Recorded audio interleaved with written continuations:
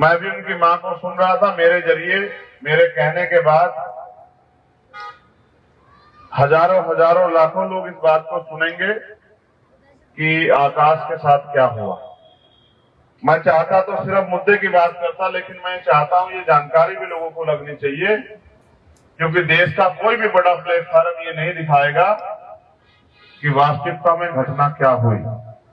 हमारे पास सुनने वाले लोग ज्यादा हैं, तो हमारे द्वारा बताए जाने पर बहुत सारे लोगों तक ये बात जानकारी पहुंचेगी कि किस तरह इस परिवार में अन्याय था, किस तरह से एक मां ने अपने बेटे को खो दिया, एक पिता ने अपने बेटे को खो दिया, छोटे छोटे भाइयों ने अपने बड़े भाई को खो दिया, और इस समाज ने एक महान त्याग बलिदान का जो स्वरूप रहा है गुर्जर समाज, उसने अपने परिवार का, अपना एक बेटा, अपना एक भविष्य खो दिया। ये बात भी जो है सभी लोगों को जाननी चाहिए। जैसा मुझे बताया गया कि आकाश यहां से अग्निवीर की भर्ती की जानकारी के लिए आगरा गए थे। आगरा पहुंचे, जैसे ही वो पेशाब करने के लिए उतरे, बस छूट गई और पुलिस के कुछ लोग आते हैं, सीधे उन्होंने उनको गोली मार दी, बिना ये जाने, बिना ये पूछे कि ये कौन है और यहां क्यों है। अगले दिन परिवार को तो ये जानकारी भी नहीं थी कि उनके बच्चे के साथ इतना बड़ा हादसा हो गया है। अगले दिन परिवार को पुलिस द्वारा बताया गया कि उनके बेटे का एनकाउंटर हुआ है। परिवार के लोग वहां पहुंचे, तब तो उनको ये पता लगा कि उनके बेटे को 3 गोली लगी हैं, 2 टांग में और 1 पेट में।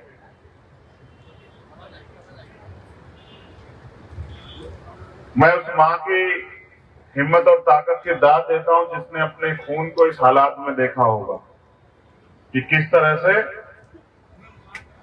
एक देश के लिए सेवा करने की भावना लेके जो बच्चा गया, जो भावना इस पूरे समाज में लंबे समय से रही है, इतिहास इस बात का गवाह। कोतवाल धन सिंह गुर्जर के नेतृत्व में 1857 की पहली क्रांति शुरू हुई।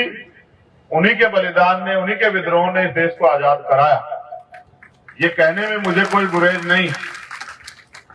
और इतिहास में जब हम पढ़ते हैं तो मां पन्ना धाई का भी उदाहरण हमें मिलता है, किस तरह से इस समाज ने अपनी जान को, अपने खून को कुर्बान करके अपनी राष्ट्रभक्ति और अपने वफादारी का भी परिचय दिया। तो वो उस मां और पिता के दुख को मैं आत्मसात करता हूं जिन्होंने इस हालात में अपने बच्चे को देखा होगा। और फिर 48 दिन बाद वो हमारे बीच में नहीं रहा। इस बीच इस परिवार ने क्या क्या नहीं सहा होगा, क्या क्या नहीं देखा होगा। जिनको जानकारी लगी होगी, बिना जानकारी की जो अधूरी जानकारी बहुत होती है, उन परिवार ने इस परिवार के बारे में क्या क्या नहीं सोचा होगा। इस बीच मुझे ये भी बताया गया कि उसके पेट में उसकी आंतें निकल गई थी, तो पेट में नली लगी हुई थी। कुछ खिलाने के लिए नाक में, मुंह में नली लगी हुई थी। 8 दिन बाद वो होश में आया, उसने बताया कि उसके साथ क्या हुआ।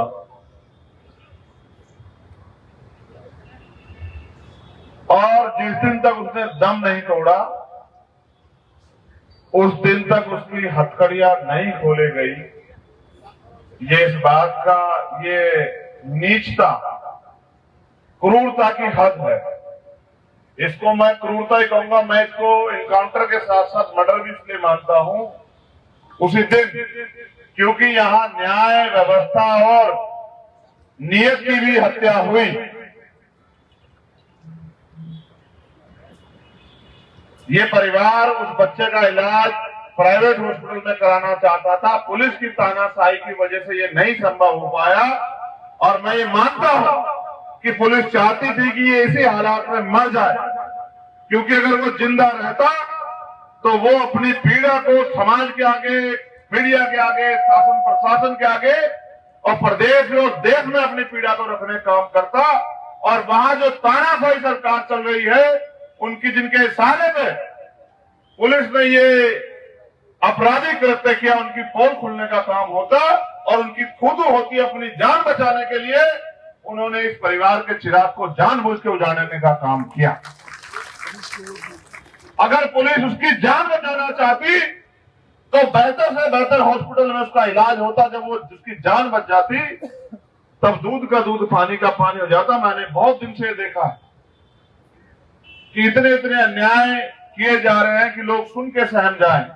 आप और मैं इस बात को बहुत बेहतर तरीके से जानते हैं कि अगर प्राइवेट हॉस्पिटल में उसका इलाज होता, उसकी जान बच जाती, तो ये जो झूठ फैलाया गया कि उसको वो माफिया था, वो खनन का ये था, वो था, वो जो झूठ उसके खिलाफ फैलाया गया, उस बच्चे में कोई एक सिंगल मुकदमा नहीं है, एक FIR भी नहीं है, उसके खिलाफ एक तहरीर भी नहीं है।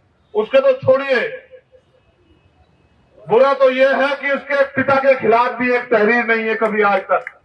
एक किसान मजदूर करने वाले, अपने बच्चों का पेट पालने वाले बाप ने, उनकी मां ने किस तरह से अपने खून से उसे सींचा होगा, पहले पेट में रखा 9 महीने और उसके बाद खुद गीले में सो के उसको सूखे में रखे किस तरह पाला होगा। उसके पिता ने किस तरह अपना पेट काट काट के उसको रोटी दी होगी कि वो तैयार हो जाए, वो आने वाले समय में इनकी छाया बने।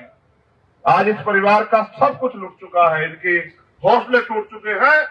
मैं तो ये मान के चल रहा था कि कर्नल किरोड़ी लाल बैरसरा की औलादे स्वाभिमान, सम्मान और हक के आंदोलन में कभी कोई समझौता नहीं करेंगे, सरकार के दांत खट्टे कर देंगे।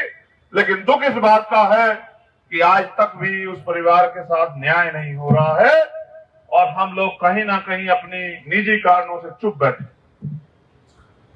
क्या आपका जमीर इस बात की गवाही देता है? अगर आज आकाश के साथ है तो कल चंद्रशेखर या रविंद्र के साथ क्यों नहीं होगा, इसकी गारंटी समाज ले लेगा क्या? कल अगर अपराध को आप नहीं रोकेंगे, अपराध का विरोध नहीं करेंगे तो अपराधियों के हौसले बढ़ेंगे। आप इस बात को समझ लो। अगर आप अन्याय को नहीं रोकोगे, अन्याय करने वालों के हौसले और मजबूत हो जाएंगे, वो और दम लगा के अन्याय करेंगे। उनको लगे जाएगा कि इस समाज को तो गुलामी करने की आदत होगी, इस समाज को तो सहने की आदत होगी।